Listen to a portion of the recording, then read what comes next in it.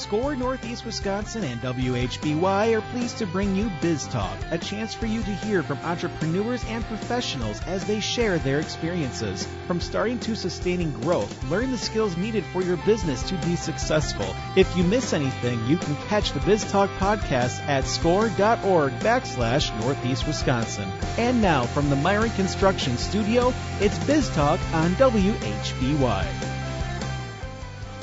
And good morning, everyone. Thank you so much for joining us for another fabulous episode of Biz Talk with SCORE here on WHBY. And joining me as co-host this morning is Rick Sense. Good morning, Rick. How are you? I'm well, Mary. How are you doing? Doing well on this beautiful Saturday morning. We are so excited and pleased to have an awesome guest with us today. We have Salon 54 owner, Rossemary Alcantra. Good morning, Rossemary. How are you? Good morning. Thank you for having me. I'm so excited to be here and honored to be here. So thank you for having me be part of this today. Yeah, absolutely. I am certainly familiar with your salon located in the Broadway district of downtown Green Bay. But for those who may not be, why don't you give us a little kind of overview of Salon 54 and the services that you offer? Yeah, we are right on the Broadway, Green Bay, right downtown, which is a really cool location down here. And we've been open for about 12 years. And we offer all types of hair services. So we're not full salon and spa. We're just kind of focused more on hair and bridal. We do a lot of just cuts and colors, like that fun type of stuff, but we also offer like full body waxing, and we are starting to introduce skincare as well in our salon. So we just have a little bit of everything except like for the nail and the pedicure part of things or massages. We don't offer that kind of stuff, but everything hair related we do, including extensions. We focus on curly hair, men haircuts, like all the good stuff. So it's fun. Awesome. How did Salon 54 come to be? Kind of give us a little bit of a brief history on how it came into existence. Yeah, it's actually a pretty crazy story. I've been on the same location my whole career. I've been in the industry for about 17 years, and I started working at a salon called the Sanj Paris here in Green Bay, in the same location as where Salon 54 is. And the Sanj at the time when I was working for them, they closed. Like it was a kind of unexpected closing, and I was like still wondering like, what am I gonna do now? Like the salon just closed. Kind of like a little bit of a shock. And the owners of the building, who are joined Danica Kittinger, they decided that they would open up a new salon right on the spot. So at that moment, it was just me and a stylist named Travis, who was still working for the Sun. And they asked us like, hey, if you guys are willing to stay here with us, we can open a new salon and you can help us manage it. And I was like, sure, because at this moment, I don't know where else to go. So let's make this work. And we kept our doors open. Actually, we never actually closed from the transition from the Sanj to Salon 54. We kept the doors open. And through that time, we had to think about this new business, like what was going to be the name and all the things, like the logo, like, all the things that you have to think about when you're going to open a new business. We had to do that within pretty much a week worth of time. So Salon 54, the name kind of came about as just brainstorming one day, and we're trying to think about this name, and we only have, a day to think about this. And we started playing around with the address. So the address for the salon is 154 North Broadway. And we thought about like, what about Salon 154? And we're like, oh, that's a little bit too full of a, too big of a name. And we kept thinking about Salon like 54. What about 54? Something with 54. And like, Salon 54, and we're like, Salon 54, I like the rhythm of that, and then so we all kind of agreed that Salon 54 was going to be, and we're like, okay, lock it in, Salon 54, let's go make the website, let's go make the business cards, let's go. And so that's kind of how Salon 54 started and how the name came about. And I really think it's a cool story of just like, kind of taking the leap of faith that I think Joe and Danica had to take in that moment. They were not salon owners. They don't know nothing about hair, but they saw an opportunity and they kind of like trusted us to take it on.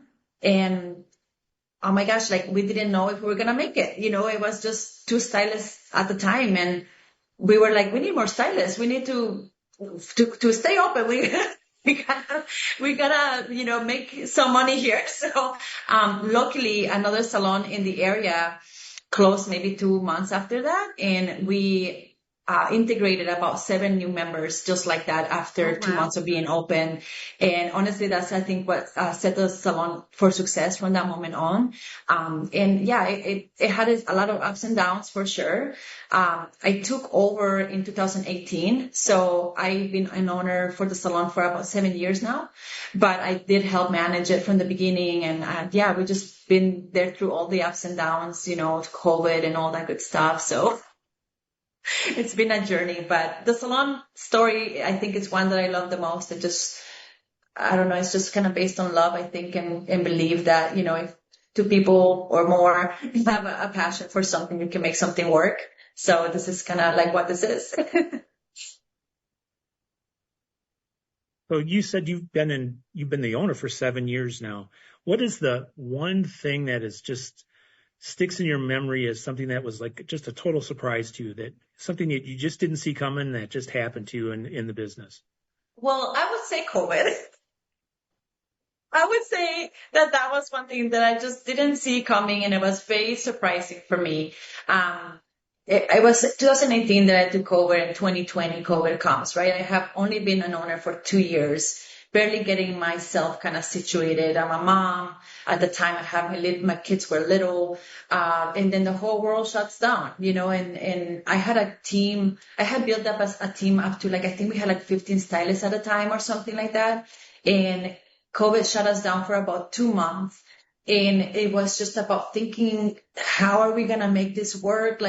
The only way the salons can make profit is if you service people. So I was delivering a bunch of retail items, like products, to people's doorsteps, and just becoming very creative about how can we still make a profit while our doors are closed.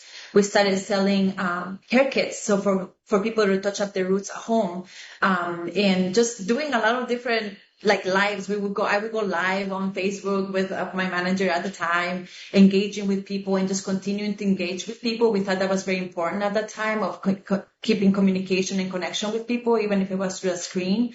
But that was a really interesting time for me, and just I feel very proud of how we handled it after all. Looking back, I was like, man, we really did good on how we handle all that situation and uncertainty of things. And when we opened, people were eager to get back in the salon, and just the support. Honestly, I think that was another thing that I was very surprised about, was the genuine support of our guests. How even when we're trying to sell retail, I really don't know if these people really needed this amount of retail, but they were buying it from us. And I really do think it was simply to support our business.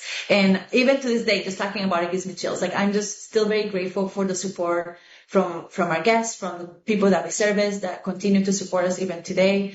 It's just really heartwarming. It's a really cool community. Green Bay, I think, as a whole, it's a really cool, supportive community.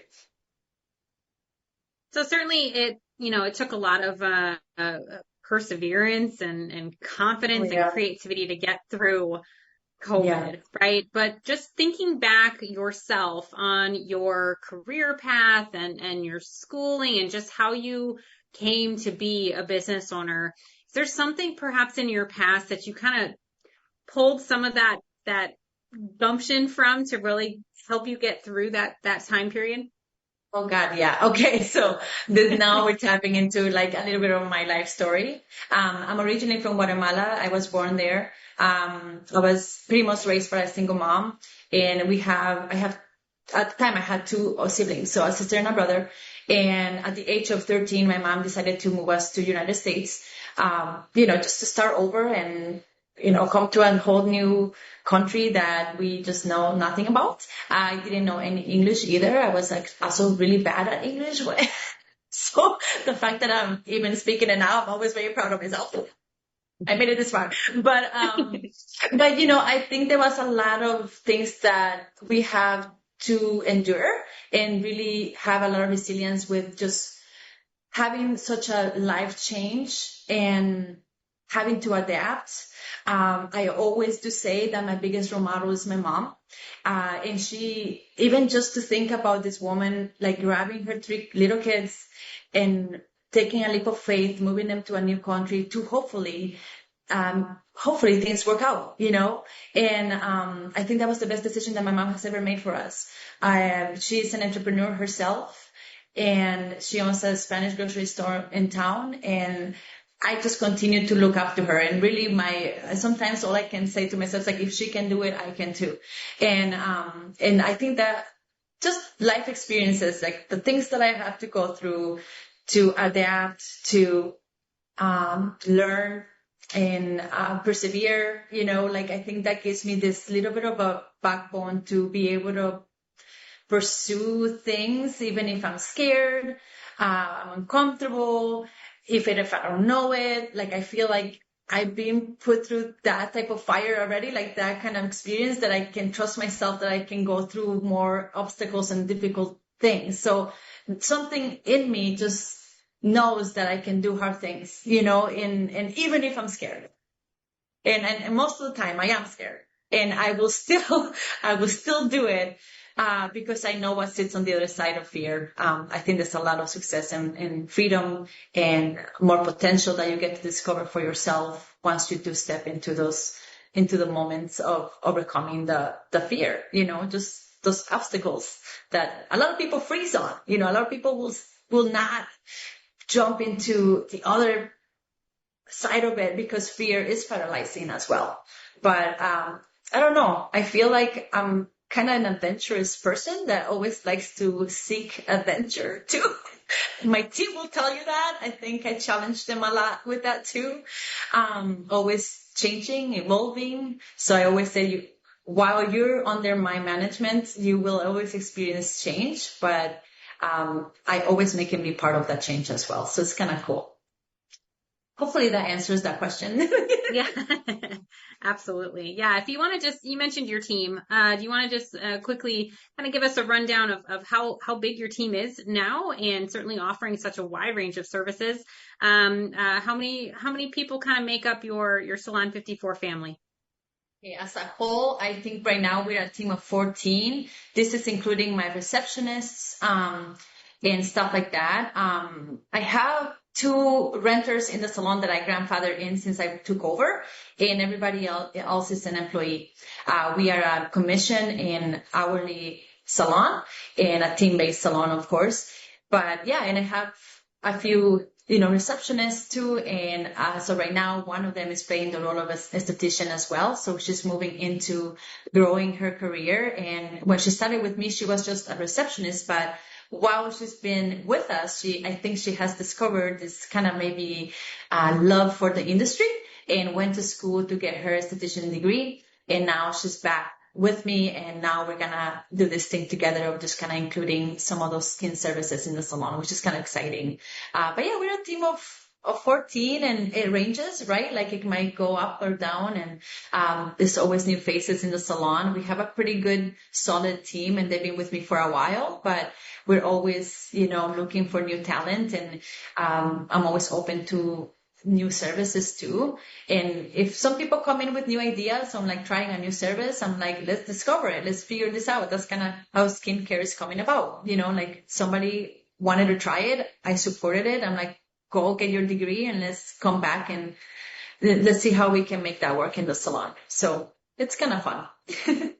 Awesome. Well, we will definitely continue learning more here about Salon 54. But I think this is a good opportunity for us here to take our first break of the episode. So you are listening to Biz Talk with Score on WHBY.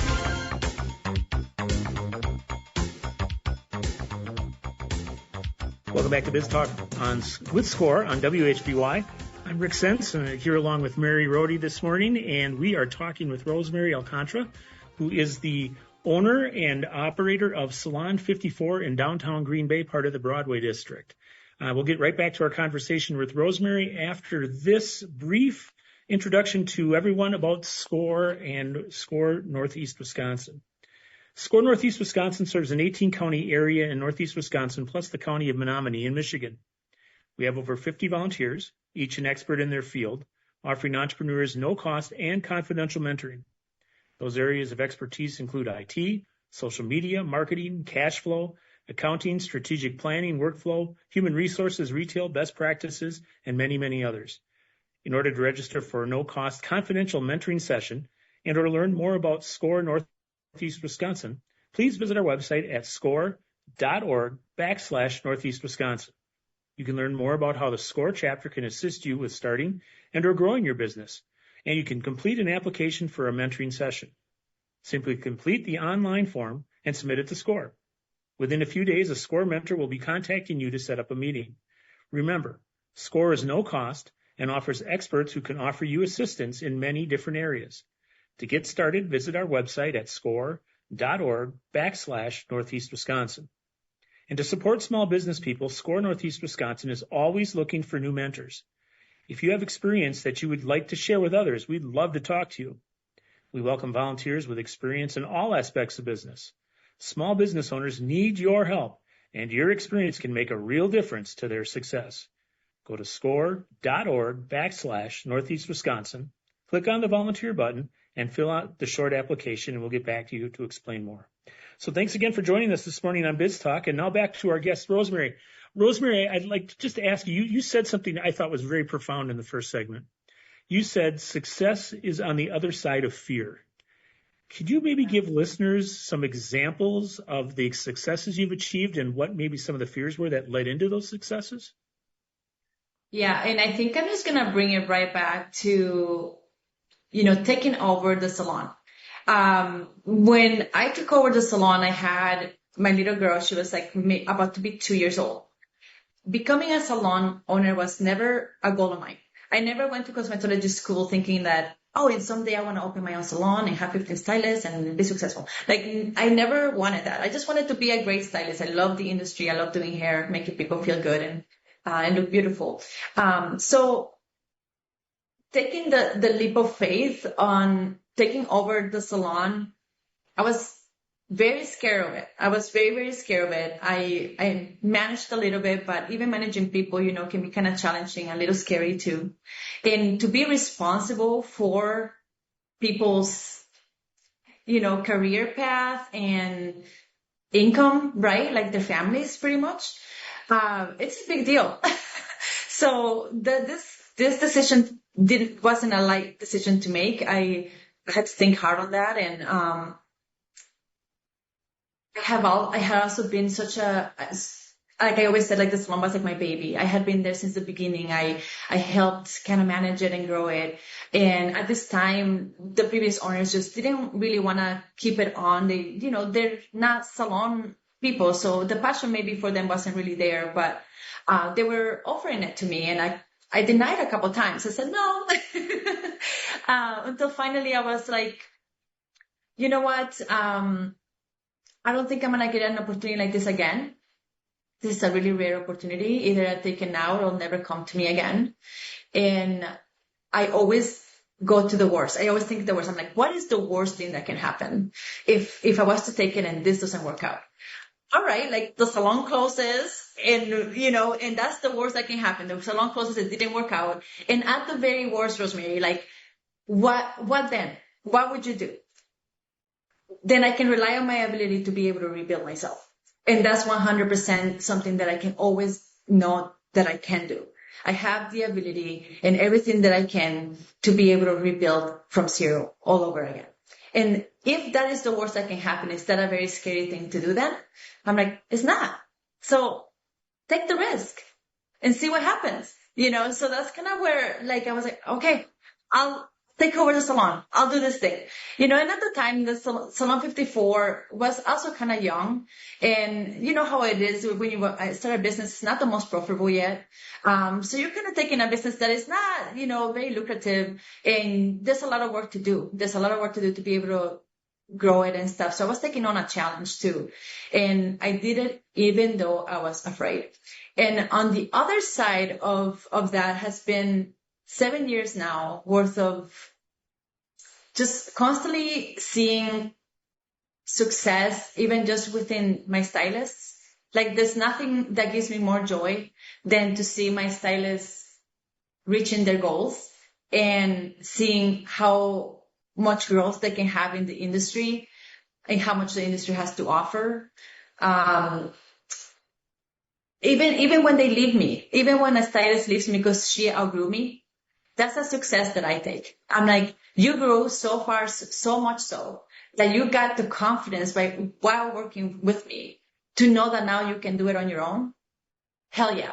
Like I'm proud. I'm proud of you and I'm proud of me that we together were able to achieve that, and so I don't know. I face this fear so many times, either with making decisions in the salon.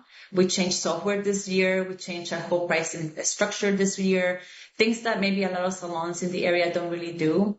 I took a really bold step this year, doing a lot of changes in the salon, that I also have only seen success through doing it. And through that time of fear, while I was going through these changes, I really wanted to give up. I think I should do this. I really, there was one day that I think I had a real big meltdown about it. I was like, I don't think I'm going to do this too much. It's starting to really affect my mental health and all this and that. But it really was just fear. It was just fear of the unknown. And I just did it anyway. I'm like, we're going to do it anyway. And guess what? We're still here. We're still here and everyone is happy. Everything is going well. And I have bigger dreams that when I think about them, they scare me too. But now that I know what is on the other side of that, and it has proved to me that every time I have gone through that obstacle, the fear factor, and I see that on the other side is success, or there is freedom, there's more that I learn about myself too, then why wouldn't I want to go that route? Just overcome it. Just do it anyway. What's the worst that can happen, Rossemary? And even at the worst, can you overcome it? Yes, I can. So then why not? So I think that's my biggest encouragement. And that's, I think, what my team would say I talk a lot about is overcoming fear. Because fear sometimes is what freezes us, what stops us from really discovering our full potential, or, I don't know, making beautiful things happen.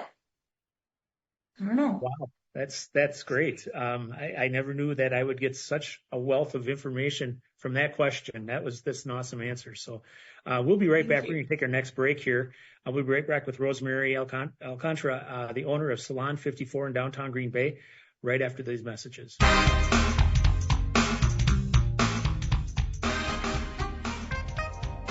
And welcome back, everyone, to another episode of Biz Talk with Score here on WHBY. And this morning we are joined by Rossemary Alcantra, the owner of Salon 54 in downtown Green Bay. And my co-host today is Rick Sense. And we've just been having such an uplifting conversation this morning with Rossemary. A couple of goosebump moments for us here. So if you're just tuning in, definitely we encourage you to go back and listen to the full episode. It's been wonderful learning so much from Rossemary this morning. And now I think let's talk a little bit about another kind of side of your business. Another passion for you is really being an educator and educating others on certainly the cosmetology industry, all the different aspects of it, being a salon owner, kind of all those things. So talk a little bit about where that passion for passing on that knowledge, where that came from. God, I think, so I talked about my mother earlier, and my mom was a teacher in Guatemala. She was an educator, and I grew up seeing my mom teach in classrooms, and I just always thought that was really cool. So growing up, I always played that I was the teacher, and my brother was my student. Well, I feel like there was always this passion in me about teaching, and it's crazy how the world works, because I thought I would become a teacher, and I didn't. I became a hairstylist instead. But now I'm also an educator. So in a way, I became a teacher. I am a salon owner, I'm a hairstylist, and I'm also a teacher in some ways. And I think that I get all the best of all worlds, right? And I think my passion for teaching has always been there. And I have loved sharing what I learned since the beginning of my career. And I can remember a few people that I maybe took under my wing when I barely knew the little bit that I knew in the industry, but I would want to even just share that tiny bit of knowledge that I had into other people. And I think that passion just continued to grow. And when I've hired new stylists from beauty school, I always have taken it under my wing, and like my clients got used to seeing somebody always watching over me, because I will have them stand right next to me to watch me what I was doing and talking to them about what I was doing, while I was doing it, spending one-on-one with them and teaching them all the things that I know. And then now I get to see how they grow and take off from that moment. And I think that's what's so cool about teaching, is that we both learn through that process. Like, I think it's helped me stay true to my skills and like refresh my memory on all the things that I know, versus getting staled or, just kind of getting a little bit too comfortable with techniques. And then instead I have to always stay sharp with my techniques, because I'm always teaching them too. So I feel like I love that about teaching. It's like, I learned through that process as well.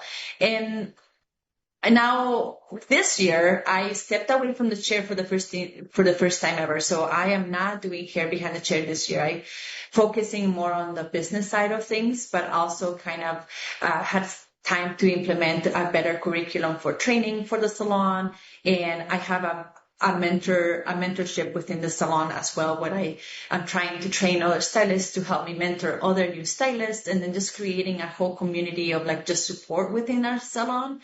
And I'm teaching my mentors, so my mentors can teach mentees, and it's like the whole thing. But outside of that, I feel that I've created a few niches, I don't know if that's a word, within the industry. I think one thing I attract, because I have curly hair myself, I have a lot of like passion for curly hair. So I've been able to kind of grow that side of the business for myself. And I think within the salon, I've been slowly being known for curly hair. So we do have curly hair specialists in the salon that I feel like I have taken under my wing and try to teach them what I know about curly hair, so they can perform the same services that I would do behind the chair. And that has been working out really smoothly and beautifully right so far. And now I am extending my knowledge onto other salons and other stylists. So I think it was last year, maybe in December, that I was hired to go to a salon in Madison to teach a curly hair class for a salon owner and her staff. And I did a class this year in my salon where other stylists could come in and buy a ticket and get educated from me on curly hair. And I plan to continue to foster this kind of education platform for myself, just on continuing to share, again, the little bit that I know, because I don't know everything, but the little that I know, I'm willing to share it to those who see the value in it. So I think that's kind of where all that passion comes from. I just love sharing and seeing other people having their own aha moments and like, oh my gosh, I never knew that I could do that, or like that this does that. And like, those are the moments that I look for, that kind of like, feed me. And outside of that, I sub at the Empire Beauty School here in town. And I did that with that same reason in mind, like just kind of getting in the door with the upcoming stylists, and being in that setting with them also inspires me even more. Like, it reminds me of me being in beauty school and how passionate I was. Like, when you're so full of energy from like in learning all these new things and thinking of the world, like, oh, I can't wait to get out there and do these things. And when I see that passion in the students, it also kind of keeps that light, like that flame, light up in me too. So, I don't know. I just love everything about education and teaching people. It does something for me. So as you sub at the beauty school and talk with students, and certainly I'm sure see yourself in them, and thinking back to those days, and you mentioned earlier in the episode that, oh my gosh, you never would have wanted to be a salon owner when you were in school. So is it safe to assume that perhaps some of the advice you're sharing with those students is like, don't rule anything out? Like, you don't know what could be coming for you in the future. Is that fair to assume? Oh gosh, I say that to them all the time. I'm like, keep your mind open, right? Like I always say, like, keep your mind open, because once maybe you'll be presented with an opportunity of a lifetime. So if that opportunity arises, like just keep an open mind and don't just, flick it off just because you feel like you're not capable or you're not good enough, you don't have what it takes. Oh God, do I have those thoughts? And do I still struggle with, all my own insecurities? But outside of that, like I always say, like just do it anyway. Even if you're scared, keep your mind open, move forward, like just keep moving forward. But the industry is just so beautiful. It's full of so much creativity, and energy. I love that. I love that this is my life. I get to come to this every day and I'm not sick of it. I still love it even more than when I first started, I don't know. So let's talk a little bit about, your marketing of your salon. So again, earlier in the episode, you talked a little bit about, some of those first steps of, oh, geez, we need a logo and, oh, we need to think of a name and like all of these things. And now here you are 7 years later. And, as a very passionate marketing person myself, I think, I can fully understand all of the crazy thoughts that were going through your head. And I really have your ducks in a row, right? With how you were going to get your message out there. You had same location, but brand new name, brand new vibe, aesthetics within this, everything, right? You were making this your own. So what were some of those strategies, certainly early on, but even now today that you're using from a marketing standpoint? And, if anyone, after listening to this episode follows you on social, they will see the creativity that is oozing from your social platform. You're doing such an amazing job there, with curating such great and engaging content. So, what are some of those strategies you started out with and are now continuing with? Well, I can't do this alone, right? I always feel like this is not one of my expertise. So you always have to look for people that you can trust and rely on too. And the salon has had a lot of, different, like it had its own identity when I took over, but it didn't really feel like mine, right? Because I'm taking it over from somebody else that, from the beginning, it wasn't fully my whole vision because it was so rushed too. So we really couldn't really think about the full vision and the statement of our salon and what are we doing here. But when I took over, I did do a little bit of a rebranding and I looked into more changing. I kept kind of like the same name, of course. I changed maybe like the logo slightly, and the color palette changed. And just kind of thinking about like, what do we want to represent when we talk about branding and all that stuff? Like, okay, what are you trying to put out there? And for me, it was kind of thinking about luxury. I kept thinking like, I want it to be a luxury salon. I want people to feel welcome and calm when they come here, that this can be their place of reset. So I thought about the colors of green, kind of like tying with nature, which kind of aligns with myself. I love to spend a lot of time in nature. So I think I kind of like embody that into the salon and kind of like just kind of being more eco-friendly or try to be as much as we can in the salon too. And that kind of represents like the green palettes in there too. And our logo kind of has a little bit of a leaf kind of symbol to it, and it's got a little face in between, and it has the face kind of represents like a man and a woman, but also all sexes. Like we don't discriminate. Every people are welcome here, and it kind of embodies that, like I said, eco-friendly and just calmness and I don't know, just welcome. We welcome all, but. So I did that, and that felt really good to me. I had to come up with my own values, my own vision, my own mission statement, all that stuff. And now, as I'm transitioning again into maybe more so an educator, I had to find my own personal brand for myself outside of the salon, which this is when Amanda through Bold Company Agency, marketing agency. I am butchering her name right now. Bold Marketing Agency. She has helped me kind of figure out what my own brand would be inside of Salon 54. And she also is helping me manage those pages right now. But we are so in tune with each other on like what we want to represent. And I think it's taking a whole different dynamic now ever since we started doing that more intentionally. So just understanding how marketing is so important and understanding your brand, and I'm now learning how important that is and to stay true to that. I think in the past we were just doing, whatever, this and that and trying all the things because, social media is always changing too and the algorithm changing, all this stuff. And I am not the best at that. That's not where my expertise are, but other people know. So it's just about relying on those that are experts, such as yourself. So ask the experts, the professionals, right? And trust them that they can take you to the next level. So I'm very thankful for Amanda for helping me really discover this branding with the salon, and even for myself.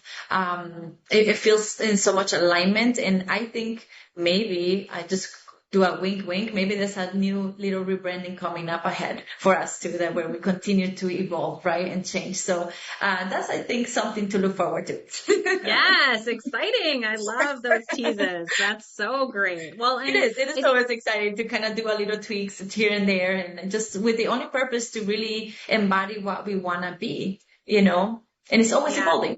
Mm-hmm. Well, and I think kudos to you too, and certainly to Amanda as well, and her crazy expertise in that space of really identifying that as you expand in a way with your business and that educator part of it, to really put your own personal brand into that instead of having that business brand bleed over into that, really almost in a way separating them. I think that really gives you more bandwidth and a future planning for what could become with that educator part of your 100%. And honestly, I don't think I ever thought about it for myself. Amanda's the one that really helped me see that missed opportunity almost. And I'm like, yeah, let's do this together. I'm open to seeing what that would be for me. And the process of going through the rebranding of myself with her was also very, very cool, very empowering. I feel very seen, right? Like the way that I want to be seen. I feel like it's finally kind of getting out there in the world. And it's very vulnerable, by the way, to put yourself out there on social media too. It's a vulnerable thing to do. But again, I'm always saying, do it anyway. Do it even if you're uncomfortable. Do it even if you're scared. Do it anyway. Yes, so there'll be success on the other side of fear, 100%. right? We're going to keep that going through this whole episode. It never I fails. love that. I love that. What are, as you kind of keep your thumb on the pulse of what's going on in the industry itself, what are some of those emerging trends? You talked about how you found kind of that niche with focusing on curly hair and having friends who have curly hair, who I know one of them goes to you and is just loves the fact that you focus on that. But what are some of those other emerging trends that you're seeing across the whole industry right now? The trends of hair extensions have always been a thing. It's always been there, but it really has taken off, I think. And there's so many different methods now of hair extensions. Now we have one that's called UV extensions, and we haven't even incorporated into our salon, but it's one that we've been looking into. And it's like a single strand of extension hair glued to your real hair. So it doesn't get any more real than that, like the most natural way to put hair into someone's existing hair, just to make it fuller or longer. So that's one of the newest trends that you're seeing right now in the industry is I believe they call it UV extensions. And but also right now, I think you're gonna be seeing, and you've probably seen in Salon and social media, is the head spa. So the head spa is all about treating the scalp, and how people now are paying attention to the scalp and how important that is, and how that actually takes a role on the health of the hair and even on the growth. Or maybe if we're experiencing hair loss, perhaps it's coming from your scalp. So at the salon, we have been taking a lot of lessons on learning about scalp conditions and scalp treatment. So we are in the works of incorporating a little bit more of this head spa service in the salon, because it is something that kind of just really makes sense the more that we're learning about it. And it's just a really kind of like more of a spa service, because you literally will just come in to get a scalp treatment to take care of your scalp issues. And we have a little camera that we actually look into your scalp, and you'll see the buildup in the hair. We can see actually maybe the conditions that your scalp is at, and we can take a before picture, do the scalp treatment, and then we'll take an after picture, and you'll see the difference between when you came into the door and how you leave, and the importance of also keeping that up. So yeah, I think a lot of things that maybe we experience in hair, like the lack of growth, hair loss, stuff like that, how it can stem from just the health of our scalp. And sometimes it's internal, right, too, like maybe medication, or we're pregnant, or we got sick or something like that. That takes a role too. But yeah, we're just learning a lot about scalp health at this moment. And I think that's one of the upcoming trends that you're seeing a lot on social media. And of course, we want to hop on it too. Awesome. Well, let's take a quick break here, and hopefully folks stick with us here as we finish out this episode with Rossemary, Alcantra, owner of Salon 54. But we're going to take a quick break here, and we'll hear from our sponsors on the other side of the break. You're listening to Biz Talk with Score on WHBY.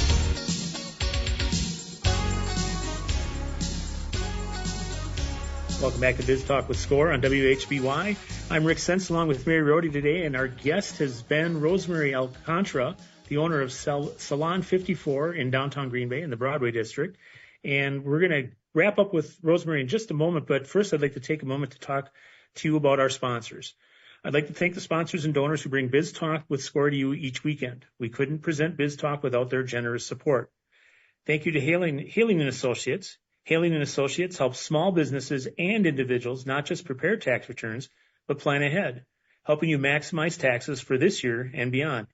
Hailing & Associates, personal connection, positive results. Thank you to Johnson Financial Group. Wherever you are in your life or in the life of your business, Johnson Financial Group works with you to understand your goals, matching the right banking and wealth services to help you complete your mission. And thanks to the Business News for promoting our program in the biweekly business newspaper serving Northeast Wisconsin. The paper is delivered biweekly and contains relevant and useful information about the business community in Northeast Wisconsin. We would also like to recognize the David L. and Rita E. Nelson Fund within the Community Foundation for the Fox Valley region for their generous donation in support of Biz Talk and Score Northeast Wisconsin. And with that, Mary, I'll turn the show back over to you. Wonderful. Thanks so much, Rick.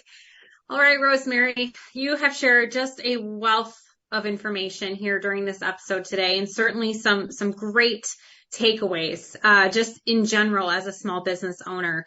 But thinking specifically about the cosmetology industry and the salon owners, maybe someone out there listening who's thinking about opening their own salon, what is that tip or words of advice that you would have for that individual who's either a current owner, maybe going through a tough time, or someone who's just looking at opening their own business? Yeah, this is a hard one, because being a business owner, everybody will agree, it has its ups and downs, and when they're high, and when they're low, right? But I think one of my biggest advice would probably be, whether you're considering to open a business or you're already in it, I will highly recommend that you yourself have some type of mentorship for your own development plan. Like, the support from mentors, so they can help you see and get unstuck when you feel stuck, or we don't know it all, and sometimes we don't really get it right. Like, mentoring other people and our staff can be also hard. So learning more about ourselves is how it's going to help us, like, really guide our team as well. So sometimes we have to do a little bit of dirty work on our own selves. And I'm talking about our own healing, in a way, to be able to become good leaders. There's a lot of things that we bring from the past into the now, even as a leader, that sometimes can get in the way of really developing people or being there for them, or that gets in the way of our own success, because we get in our heads because of whatever experiences we've had. So I think a lot of self-development for our own selves, finding a mentor that can walk you through every step of the way. I think that's the biggest investment, the best investment that any owner could make, or anyone that is thinking about opening a salon. Like, get yourself a mentorship, that someone that can shine the light, that can tell you, can give you a different perspective on things, can get you unstuck, like I said before. So I don't know. To me, that's the one thing that has really made a difference for myself as a leader, having the support, relying on community. So if people are interested in certainly coming to you for the number of different services that you offer, really just learning more about you and your business, what's the best way that people can get in touch with you and find out more about Salon 54? For sure. I think our website would be a good place to go. Our website is salon54.com. You can also call the salon to book appointments or have any questions at 920-432-0601. We have an Instagram page, and you can find us at Salon54GB, or my own personal page. So if you want to see my branding, you can go to my personal page, and that one is at Rossemary Salon 54. So you can find me there. Awesome. Thank you so much, Rossemary. You've been a great guest, and it's been a lot of fun talking to you this morning. And for listeners, thank you again for joining us, and we'll catch you next week. Take care.